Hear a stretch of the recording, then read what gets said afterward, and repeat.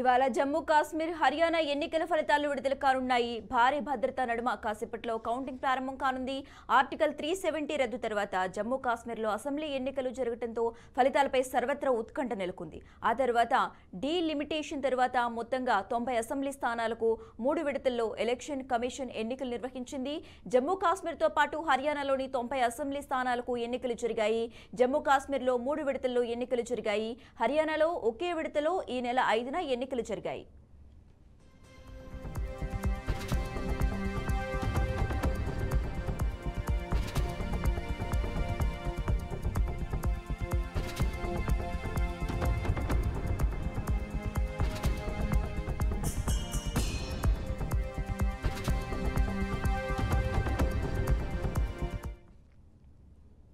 ఇవాళ జమ్మూ కాశ్మీర్ హర్యానా ఎన్నికల ఫలితాలు విడుదల కానున్నాయి. భారీ భద్రత నడుమ కాసేపట్లో కౌంటింగ్ ప్రారంభం కానుంది.